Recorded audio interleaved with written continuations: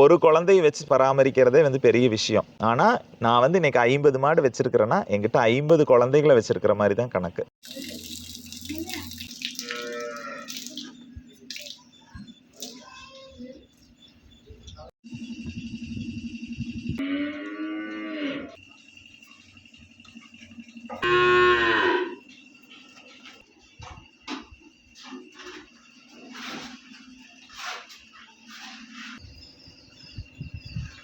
காட்டில் போய் மேயும், மேலே ஏறும், கீழே இறங்கும். அப்போல்லாம் வந்துட்டு கண்ணு போடல, கண்ணு திரும்பிருச்சுங்கிற ப்ராப்ளம் எல்லாம் ஃபேஸ் பண்ணதே இல்லை. மெயின்டெனன்ஸ் தாங்க ஒரு பண்ணையோட சக்ஸஸ்க்கு.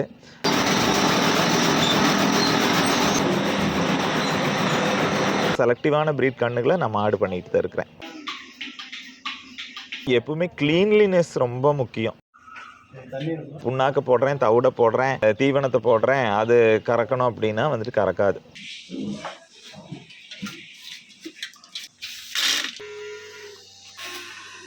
ஃபேட் கண்டென்ட் இன்க்ரீஸ் பண்ணுறதுக்காக மாட்டு பாலோட மிக்ஸ் பண்ணுறேன். 400 to 500 லிட்டர்ஸ். ஏன்னா எருமை மாடும் பசுமாடு மெயின்டைன் பண்ணுறது ஒன்று தான்.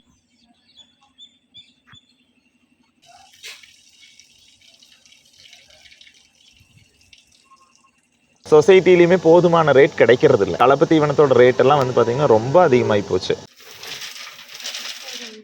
10 நாள் நான் பால் கறக்காமல் நிறுத்திட்டேன், பாலை வந்து நான் கொடுக்காம நிறுத்திட்டேன்னு வையுங்களேன், அந்த அன்னைக்கு தெரியும் விவசாயினுடைய அருமை. ஆனால் யாரும் அப்படி பண்ணுறது இல்லை. நான் பண்ண முடியாது. நான் இன்னைக்கு 500 லிட்டர் பாலை கறந்து நான் எங்கே வச்சுக்க முடியுங்க? அதை வந்துட்டு ஒரு நாள் கூட நிறுத்தி வைக்க முடியாதுங்கிறனால விவசாயி தொடர்ந்து பண்ணிகிட்டே தான் இருக்கிறாங்க, தொடர்ந்து நஷ்டத்தை சந்திச்சுக்கிட்டே தான் இருக்கிறாங்க. நம்ம இன்னைக்கு வந்திருக்கக்கூடிய இடம் பார்த்தீங்கன்னா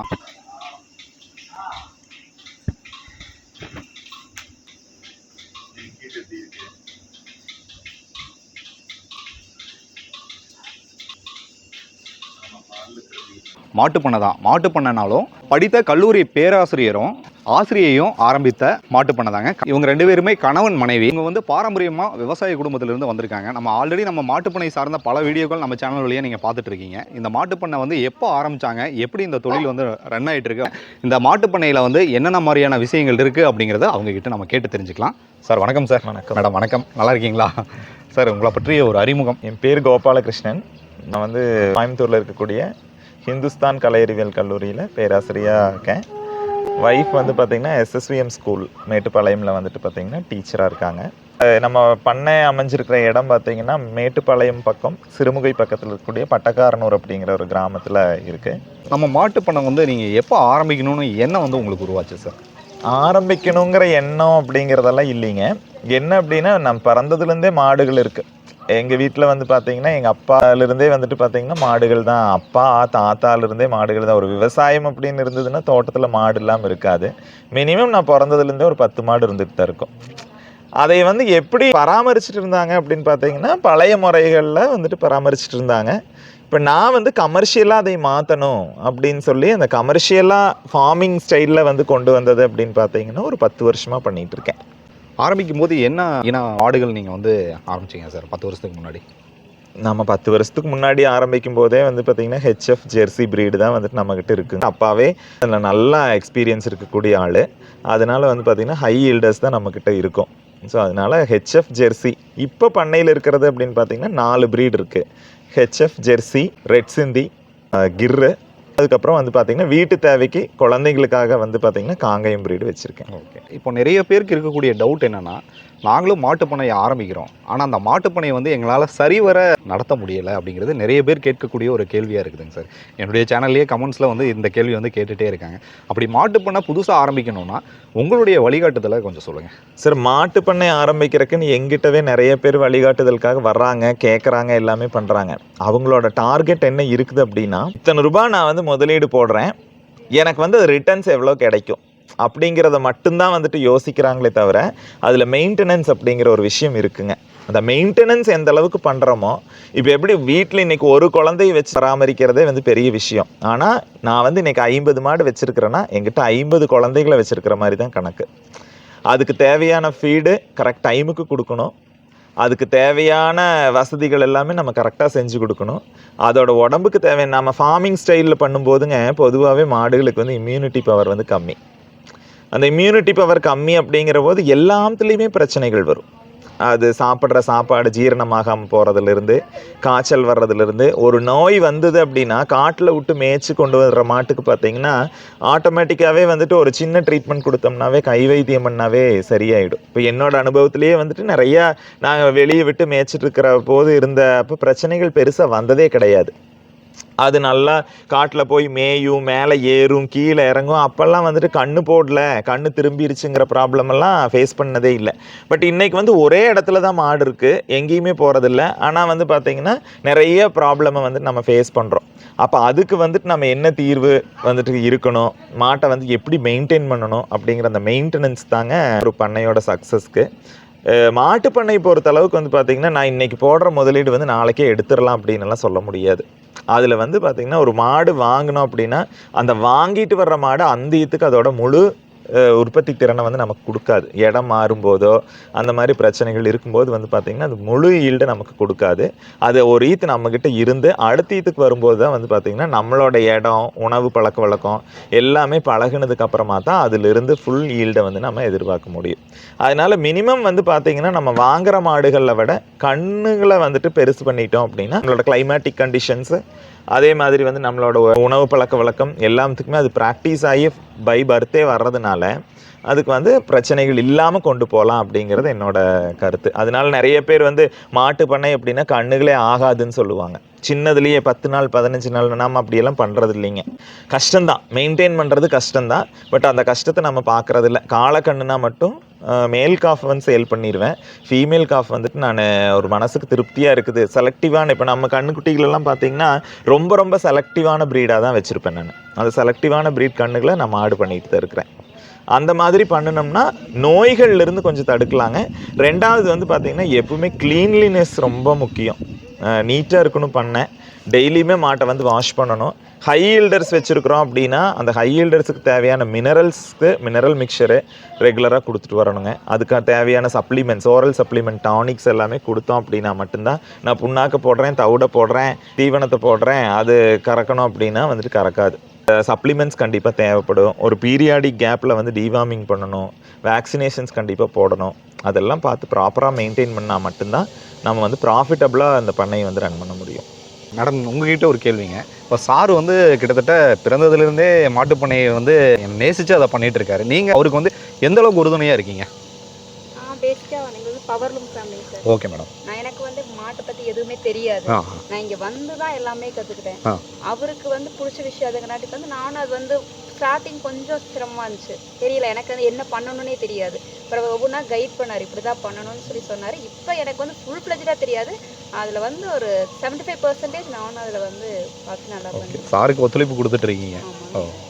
எப்படி இருக்குங்க மேடம்? கவனிக்கும் போது சார் வந்து ஒவ்வொரு மாடுகளும் அவர் குழந்தை மாதிரி ட்ரீட் பண்ணிட்டு இருக்காரு. அதை நீங்கள் பார்க்கும்போது உங்களுக்கு அந்த ஆர்வம் வந்து எப்படி? இல்லை, அவங்களுமே அந்த ஒரு மைண்ட் செட்டு தான். யூஸ்வலாக அவங்களுமே அந்த ஒரு மைண்ட் செட்டு தான். வேலைகள் அப்படின்னு சொல்லி பார்த்தீங்க அப்படின்னா இப்போ நானே இல்லைனாலும் இப்போ வந்து நான் நம்பி விட்டுட்டு போகிற அளவுக்கு வந்துட்டு பழகியிருக்காங்க. கல்யாணமாய் வரும்போது வந்து பார்த்தீங்கன்னா பால் கறந்து கொண்டு வந்து கொடுத்தா பாலை காய்ச்ச வேணா தெரியும். ஆனால் இப்போ வந்து பார்த்தீங்கன்னா எந்த மாடாக இருந்ததுனாலும் பால் கறப்பாங்க, தெரியும், அந்த அளவுக்கு கையில் கறப்பாங்க, கற்றுக்கிட்டாங்க. ஓகே சார், நம்மளுடைய பண்ணையை ஒரு விசிட் பண்ணி பார்க்கலாங்களா? கண்டிப்பாங்க. ஓகே, வாங்க. என்னென்ன இனம் மாடுகள் நம்மக்கிட்ட இருக்குங்கிறத நீங்கள் சொன்னீங்க. அது என்னென்ன இனங்கிறத நீங்களே சொல்லுங்கள் சார். நம்மக்கிட்ட 3 எருமை இருக்குங்க. 3 எருமை. எருமையோட பிரீடு வந்து பார்த்தீங்கன்னா முர்ராங்கிற பிரீடு வச்சிருக்கேன். இவங்க 2. இந்த எருமை மாடோடைய பாலை வந்து என்ன சார் பண்ணுவீங்க? மாட்டுப்பாலோட மிக்ஸ் பண்றேங்க. மாட்டுப்பாலோட குவாலிட்டி, ஃபேட் கண்டென்ட் இன்க்ரீஸ் பண்றதுக்காக மாட்டுப்பாலோட மிக்ஸ் பண்றேன். இது எல்லாமே வந்து பார்த்தீங்கன்னா HF கிராஸ் பிரீடு. இது வந்து ரெட் சிந்திங்கிற பிரீடுங்க. இந்த பிரீடு வந்து பார்த்தீங்கன்னா நம்மளுக்கு தயிர் வந்து ரொம்ப நல்லா இருக்கும். கெட்டியாக இருக்குங்களா? கெட்டியாக இருக்கும், நல்ல மணமாக இருக்கும். நாங்கள் யூஸ்வலாக காங்கேயம் மாடு வந்துட்டு பால் வத்திருச்சு அப்படின்னா இந்த ரெட் சிந்தி பிரீடோட பால் தான் வச்சிருக்கோம். நீங்கள் வீட்டு யூஸ்? நாங்கள் வீட்டு யூஸுக்கு இதை தான் எடுப்போம். இந்த மாடு வந்து பார்த்தீங்கன்னா காங்கேயம் மாடு நம்ம வீட்டுக்கு மட்டும்தான் யூஸ் பண்ணுற அளவுக்கு தான் பால் கறக்கும். பட் இது வந்து கமர்ஷியலாகவும் இதை வச்சுக்கலாம். இதோட பாலை வந்து HF மாட்டோட பாலோட கலக்கும் போது அதோட குவாலிட்டி இன்க்ரீஸ் ஆகும். வேற மாதிரி. ஆமாங்க. இது வந்து ஜெர்சி. இதோட பால் மில்க் ஈல்டும் நல்லா இருக்குங்க. மில்க் ஈல்டும் நல்லா இருக்கும், மில்க் குவாலிட்டியும் நல்லா இருக்கும். சிறு வயதிலிருந்து இருக்கக்கூடிய அந்த ஆர்வம் தான் உங்களை இந்த அளவுக்கு கண்டிப்பா கண்டிப்பா கண்டிப்பாங்க.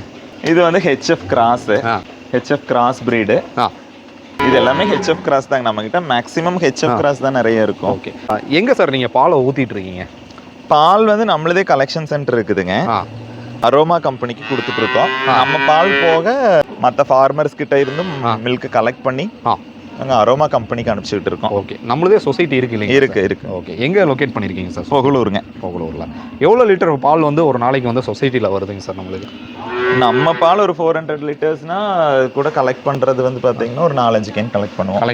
ஓகே. இது வந்து கிர்ருங்க. இதுதான் நீங்கள் சொன்ன மாடு இல்லைங்களா? ஆமாங்க. உங்களுடைய இது வந்து ஃபேன்சியாக ஒரு பிரியத்துக்காக இந்த மாட்டை வச்சு வளர்த்துறேன். பட் இதோட ஈல்டுமே வந்துட்டு ஒரு நல்ல ஈல்டு கொடுக்குற பிரீடு தான். ஓகே. எவ்வளோ லிட்டர் வந்து இந்த ஒரு மாடு வந்து? இந்த மாடு எனக்கு போன லாக்டேஷன் இப்போ வந்து செனைங்கம்மா 8 மாதம் முடிஞ்சது. இன்னொரு 10-20 நாள் கண்ணு போட்டுரும். போன ஈத்துக்கு ஒரு 15 லிட்டரு கறந்துதான். 50 மாடுகள் இருக்கு சார். இதில் கறவை மாடுகள் நம்மகிட்ட எவ்வளோ அவைலபிள் இருக்குங்க? இப்போ ஒரு 9 மாடு வந்து கறவையில் இல்லைங்க. மற்ற மாடெல்லாம் கறக்குது. ஓகே. அதாவது கெடாரிக்கு ஒரு 6-7 கெடாரி இருக்குது. செனையா இருக்குங்களா? ஆமாம். அது அப்படியே ரொட்டேஷன் ஆயிருங்களா சார்? ஆமாங்க. இதெல்லாம் சென மாடு தான். இது இதெல்லாம் சென மாடு. இது சென கண்ணுக்குட்டி. இது வந்து ரெட் சிந்தி ஜெர்சி கிராஸ். இதெல்லாம் நம்ம கிட்டயே. ஓ, இதெல்லாமே. இதெல்லாமே நம்ம கிட்டே இருந்த மாதிரி தான். இப்போ பால் வந்து கறந்துட்டு இருக்கீங்க. எத்தனை பணியாட்கள் நம்ம கிட்ட ஃபார்ம்ல வச்சிருக்கீங்க? 4 பேர் இருக்காங்க சார். 4 பேர். எப்படி சார்? வட மாநில தொழிலாளர்கள் தான்? ஆமாங்க. லோக்கலாலும் இருக்காங்க. இங்கேயே ஸ்டே பண்ணி காலையில 4 மணிக்கே வந்துட்டு எந்திரிக்கணும், ஒர்க் ஸ்டார்ட் பண்ணணும் அப்படிங்கிறதுக்காக நார்த் இந்தியன்ஸ் தான் வச்சிருக்கீங்க. இவங்களுக்கெல்லாம் எப்படி சார் சேலரி பேஸ் எப்படி நீங்க தரீங்க? Salary monthly basis. ஓகே. இப்போ நீங்கள் தனியாக நீங்கள் ஃபேமிலி மட்டுமே இதை பண்ணணும்னா கட்டாயமாக முடியாது இல்லைங்களா சார்? இல்லை, நம்ம பண்ணுறதுனா ஒரு 10 மாடு வரைக்கும் இருக்கும்போது நாங்களே மெயின்டைன் பண்ணிட்டு தான் இருந்தோம். நாங்கள் வேலைக்கும் போயிட்டு நானும் மிஸ்ஸஸ்மே தான் பண்ணிட்டு இருந்தோம். Okay sir. இப்போ மாடுகள் அதிகமாகுது அப்படிங்கிறப்போ வந்து பார்த்தீங்கன்னா பண்ண முடியாது. 10 மாடு அளவுக்கு இருக்கும்போது நம்ம பண்ண முடியுங்க. நீங்கள் பால் கறக்கிறது என்ன மிஷினில் தான் நீங்கள் கறக்குறீங்க? மிஷினில் தான். இது என்ன மிஷின் சார் நீங்கள் இப்போ வச்சிருக்கீங்க? அக்ஷயா. இந்த மிஷின் மூலமாக நம்ம எவ்வளோ லிட்டர்ஸ் பாலை வந்து எளிமையாக நம்ம கறக்க முடியும் சார்? மாடுகள் கிட்ட இருந்து எத்தனை லிட்டர் இருந்தாலும் கறக்கலாம். இப்போ ஒரு 50 மாடுகள் இருக்கு அப்படிங்கும்போது கையில கறக்கிறத விட இந்த ஒரு மிஷின்ல வந்து உங்களுக்கு இல்ல டைமிங்கிறது வேரியேஷன்ஸ் கிடையாதுங்க. டைமிங் வந்து நம்ம கையில கறக்கிற டைமிங் ஆகும். அதுலயும் நம்மளோட அந்த ட்ரெயின் பண்றது பண்ண வேண்டியது இல்லை. இன்னைக்கு வந்துட்டு 50 மாடை ஒரு ஆள் கறக்கிறதுங்கிறதோ 2 ஆள் கறக்கிறதுங்கிறதோ ரொம்ப கஷ்டமான வேலை. பட் இது அப்படி இல்லை. ஜஸ்ட் மாட்டி விட்டோம்னா வந்துட்டு பால் கறந்து டைமிங் வந்துட்டு பெருசா சேவ் ஆகும் அப்படின்னு சொல்ல முடியாது. இப்போ நீங்களும் பால் கறப்பீங்களாங்க சார்? கறப்பேங்க. ஈஸியாக கறப்பீங்க. இது போக நீங்கள் என்னென்ன விவசாயம் சார் பண்ணிட்டு இருக்கீங்க? வாழைங்க, இன்னொரு தோட்டம் இருக்கு, அங்கே தென்னந்தோப்பு, அப்புறம் பப்பாளி கொஞ்சம் வச்சிரும். முன்னாடி வெஜிடபிள்ஸ் எல்லாம் பண்ணிட்டு இருந்தோம். இப்பெல்லாம் லேபர் ப்ராப்ளம்ங்கிறனால அதெல்லாம் பண்றது இல்லை. இப்போ மாட்டுக்கிட்ட இருந்த சாணம் வந்து ரொம்ப முக்கியமானது. வீட்டுகளுக்கு வந்து தமிழர் திருநாள் ஃபங்க்ஷனுக்கெல்லாம் பார்த்தீங்கன்னா மாட்டு சாணத்தில் தான் முன்னாடி எல்லாம் தெளிப்பாங்க, ஊசி வலிப்பாங்க. அப்படிங்கும்போது இந்த சாணத்தை வந்து நீங்கள் விற்பனைக்கு என்ன சார் பண்ணுறீங்க? நான் விற்பனைக்கு பெருசா கொடுக்கறது இல்லைங்க. விவசாயிகளுக்கு லோட்ல எடுத்துட்டு போவாங்க. அது வந்து நம்மளுக்கு விவசாயத்துக்கு போக எக்ஸஸா இருக்கிறத கொடுப்பேன். என்ன ரேட்டுக்கு சார் நீங்க லோடு கொடுப்பீங்க? டிராக்டர் 3000ங்க. 3000. இப்போ ஏதாவது கேட்டாங்கன்னா நீங்க கொடுக்க ரெடியா இருக்கீங்களா சார்? இல்லை, இப்போதைக்கு இல்லை. ஏன்னா இப்போதைக்கு நீ அடுத்த மாசம் வாழை போடணும், நடவு போடணும். அதனால எங்களுக்கு தேவைப்படும். யூரினில் என்ன சார் பண்றீங்க? யூரின் வந்துட்டு காட்டுக்கு பாயிற தண்ணியில யூரினை தனி டேங்க்ல ஸ்டோர் பண்ணி காட்டுக்கு பாய்க்கும் போது ட்ரிப் இரிகேஷன் வழியா கொடுத்துருவேன். எவ்வளோ பரப்பளவு இருக்கும் சார் நம்மளுடைய ஃபார்ம்? கவு ஃபார்ம் மட்டும் எவ்வளோ வருங்க? கவு ஃபார்ம் மட்டும் ஒரு 50 சென்ட்ஸ் இருக்குங்க. 50 சென்ட்ஸ் இருக்கும். அதுக்கான கிராஸ் வந்து பார்த்தீங்கன்னா 3 ஏக்கர் போட்டிருக்குது. இது போக தண்ணி வந்து நீங்கள் எப்படி சார் மோட்டர் சிஸ்டம் ஃபாலோ பண்ணுறீங்க இல்லைங்களா? மாட்டுகளுக்கு தண்ணி க்ளீன் பண்ணுறதுக்கு. ஆமாம், க்ளீன் பண்ணுறதுக்கு. காலையில் வந்து நீங்கள் எத்தனை மணிக்கு வந்து பணியாளர்கள் வந்து எந்திரிச்சு ஸ்டார்ட் பண்ணுவோம்? 4 மணிக்கு ஸ்டார்ட் பண்ணுவோம். எத்தனை மணிக்குள்ள முடிச்சிருவாங்க சார்? முடிக்கிறது வந்து பார்த்தீங்கன்னா பால் 7:45க்கு கொடுக்கணும். அதனால பால் கறந்து முடிக்கிறது ஒரு 7 o'clock 7:30க்கு முடிச்சிருவாங்க. அந்த டைம்லயே வந்து பார்த்தீங்கன்னா தீவனம் போடுறது, தண்ணி வைக்கிறது எல்லாமே முடிஞ்சிடும். அதுக்கப்புறம் அவங்களுக்கு ஒரு 1 hour ரெஸ்ட்டு. அதுக்கப்புறம் 10 o'clock 9:30க்கு மறுபடியும் ஸ்டார்ட் பண்ணாங்கன்னா வாஷிங் ஸ்டார்ட் பண்ணாங்கன்னா ஒரு 11:30க்கு முடிப்பாங்க. டெய்லி குளிப்பாட்டுவீங்களா? டெய்லி குளிச்சு நீட்டாக வச்சுருப்பீங்க. ஆமாம். என்னென்ன நீங்கள் தீவனங்கள் என்னென்ன சார் கொடுக்குறீங்க? பசுந்தீவனம் வந்து பார்த்தீங்கன்னா கோஃபோரு, கோஃபோர் நம்மகிட்டயே இருக்குது. அதுவும் மக்காச்சோளத்தட்டு, சோளத்தட்டு கிடைச்சாலும் கொடுப்போம். பால் வந்து நீங்கள் ஒரு நாளைக்கு எவ்வளோ லிட்டர் சொன்னீங்க சார்? நம்மளுடைய ஃபார்மில் வந்து 400 to 500 லிட்டர்ஸ். 500. இப்போது நிறைய பேர் வந்து எங்களுக்கு வந்து ஏதாவது ஃபங்க்ஷன் அப்படின்னா மில்க் தேவைப்படும் அப்படிங்கிற மாதிரி கேட்பாங்க லோக்கல் சரௌண்டிங்கில். யாராவது தேவைப்பட்டால் நீங்கள் கொடுப்பீங்களா சார்? முன்னாடியே சொல்லிட்டாங்கன்னா கொடுக்கலாம், டைமாக கொடுப்பீங்க. அதோட பார்த்தீங்கன்னா இந்த எருமை மாடு இருக்குது பார்த்தீங்களா சார், எருமை மாடு வந்து இப்போ ரேராக இருக்குது, எங்கேயுமே அந்த ஃபார்ம் வந்து பார்க்க முடியல. அதை பற்றி ஒரு வேர்ட்ஸ் சொல்லுங்கள் சார். எருமை மாடுங்கிறது நான் வாங்குறதுக்கே ரொம்ப ரிஸ்க் எடுத்து ஒரு 6-7 மாதம் தேடி தான் வந்துட்டு இந்த மாடு வாங்கினேன். எருமை மாடு இப்போ இல்லைங்க. எருமை மாடு மெயின்டெனன்ஸில் எனக்கு ஒரு பெரிய கஷ்டமெல்லாம் இருக்கிற மாதிரி எனக்கு தெரியல. ஏன்னா எருமை மாடும் பசுமாடு மெயின்டைன் பண்ணுறது ஒன்று தான், எங்களுக்கு ஒன்றும் அதில் பெரிய டிஃபிகல்ட்டிஸ் தெரியல. அதில் வந்து மில்க் ஈல்டு வந்து கொஞ்சம் கம்மியாக இருக்குது, பட் ஆனால் குவாலிட்டி நல்லாயிருக்கு. குவாலிட்டி நல்லா இருக்குதுங்கிறப்போ மிக்சிங் இந்த ஃபார்ம் கமர்ஷியலாக பண்ணும்போது வந்துட்டு மிக்சிங் பர்பஸ்க்கு நம்ம யூஸ் பண்ணிக்கலாம். அப்புறம் வீட்டு யூஸுக்கு 1-2 வச்சுருக்கிறவங்க, தோட்டம் இருக்கிறவங்க கண்டிப்பாக வந்துட்டு எருமை மாடு வச்சுக்கலாம். அதில் ஒன்றும் பெரிய டிஃபிகல்ட்டிஸ் இல்லை. சார் இப்போ நீங்கள் வந்து ஒரு பேராசிரியராக இருக்கிறதுனால இந்த ஒரு கொஸ்டின் நான் உங்ககிட்ட கேட்க சொல்லுங்கள் சார். இப்போ நிறைய பேர் படித்த இளைஞர்கள் வந்து எனக்கு வந்து ஒரு வேலை வாய்ப்பு இல்லை, சுயதொழில் ஆரம்பிக்கிறதுக்கு என்ன வழின்னு சொல்லிட்டு நிறைய பேர் கேட்கக்கூடிய ஒரு கேள்வி இதுதான். ஆனால் அவங்களுடைய தாய் தகப்பனே பார்த்தீங்கன்னா விவசாயியோடைய மகனாக தான் அவங்க இருப்பாங்க, மகளாகவும் இருப்பாங்க. ஏன் இந்த விவசாயத்துறையை வந்து யாருமே தேர்ந்தெடுக்கிறதுக்கு தயங்குறாங்க சார்? சார், விவசாயத்துறையில் வந்து பார்த்திங்கன்னா ப்ராஃபிட் அண்ட் லாஸ் அப்படிங்கிறது வந்து பார்த்திங்கன்னா ஒரு கமர்ஷியலாக ஒரு ஆர்கனைசேஷனோ ஒரு இண்டஸ்ட்ரியோ ரன் பண்ணிகிட்டு இருக்கிறாங்க அப்படின்னா அவங்க லாஸ் ஃபேஸ் பண்ணுறதுங்கிறது ரேராக இருக்கும். பட் விவசாயத்தில் வந்து அப்படி கிடையாதுங்க. இந்த போகம் இப்போ நான் வந்து பார்த்திங்கன்னா ஃபுல் டைம் நாங்கள் 2 பேருமே ஒர்க் பண்ணாமல் கோவிட் டைமில் வந்து பார்த்திங்கன்னா பார்ட் டைமாக ஆன்லைன் கிளாஸஸ் தானே போயிட்டு இருந்தது. அப்போ வந்து தோட்டம் ஃபுல்லாக வெஜிடபிள்ஸ் வச்சு பண்ணும்போது வந்து பார்த்திங்கன்னா ஒரு டைம் நான் கொண்டு போய் கத்திரிக்காய் விற்கிறேன். 20 கிலோ கத்திரிக்காய் 100 ரூபாய்க்கு விற்றேன். 20 கிலோ கத்திரிக்காய் 100 ரூபாய்க்கு விற்றேன். அப்படி இருக்கும்போது வந்து பார்த்திங்கன்னா எனக்கு டோட்டல் லாஸ். நான் வந்து லேபருக்கு இன்றைக்கி கம்மியாக விற்றுதுன்னு கம்மியாக நான் சம்பளம் கொடுக்க முடியாது. அதே மாதிரி ஃபெர்டிலைசர்ஸ் அதுக்காக குறையிறதில்ல, ரேட் குறையிறது கிடையாது. நான் செய்யக்கூடிய வேலை எல்லாமே வந்துட்டு செய்கிறோம். அதே மாதிரி தான் மாட்டு பண்ணையிலையும் மாடு வந்துட்டு ஒரு 2 மாடு 4 மாடு வச்சுருக்குறாங்க அப்படின்னா அவங்க என்ன பண்ணுவாங்கன்னா அதை கறந்து அது அந்தளவு தான் மெயின்டெனன்ஸ் இருக்கும், அதை கறந்து கொண்டு போய் ஊற்றுவாங்க. சொசைட்டிலையுமே போதுமான ரேட் கிடைக்கிறதில்ல. அப்படி இருக்கும்போது அதுக்கான புண்ணாக்கு, தவிடு, இந்த கலப்பு தீவனத்தோட ரேட்டெல்லாம் வந்து பார்த்திங்கன்னா ரொம்ப அதிகமாகி போச்சு. அப்போ அதையை வச்சு பண்ணும்போது வந்து பார்த்திங்கன்னா இந்த தொழிலில் பெரிய ப்ராஃபிட் அப்படிங்கிறது பார்க்க முடியாது. ஆனால் ஒர்க்லோட் அப்படிங்கிறது ஹெவியாகவே இருக்கும். இப்போ 4 மணிக்கு எந்திரிச்சு வேலை செய்கிறதுங்கிறது சாதாரண விஷயம் இல்லை. அதனால் இன்றைக்கி யாருமே வந்து அந்த கஷ்டப்படுறதுக்கு ரெடியாக இல்லை. ஒரு விஷயம் கஷ்டப்பட்டு அதுக்கான ரிட்டர்ன்ஸ் இருக்குதா அப்படின்னு பார்த்தா அந்தளவுக்கு இல்லைங்கிறதுனால யாருமே வந்துட்டு விவசாயத்துக்குள்ளே போகிறதில்ல. விவசாயிகள் யாரும் அவங்களோட குழந்தைங்க விவசாயியாக இருக்கிறத விரும்புறதில்லை. இப்போது ஒன்லி ரீசன் வந்து பார்த்திங்கன்னா பெரிய அளவில் ப்ராஃபிட் இல்லை, விவசாயி இன்னைக்கு பார்த்துக்கிறதுக்கு ஆள் இல்லை. ஆனால் ஒரு நாள் சாப்பாடு இல்லை, அரிசி இல்லை அப்படின்னா அந்த அன்னைக்கு தான் தெரியும். ஒரு 10 நாள் நான் பால் கறக்காமல் நிறுத்திட்டேன், பாலை வந்து நான் கொடுக்காமல் நிறுத்திட்டேன்னு வையுங்களேன், ஒரே 1 மாதம் எந்த விவசாயியும் எந்த விதையுமே நடாமல் விட்டால் அடுத்த ஒரு 3ஆவது மாதத்துலேருந்து 6ஆவது மாதத்துக்குள்ள எவ்வளோ ஃபுட்டுக்கு வந்து பற்றாக்குறையாகும் அந்த அன்னைக்கு தெரியும் விவசாயினுடைய அருமை. ஆனால் யாரும் அப்படி பண்ணுறதில்லை. நான் பண்ண முடியாது. நான் இன்னைக்கு 500 லிட்டர் பாலை கறந்து நான் எங்கே வச்சுக்க முடியுங்க?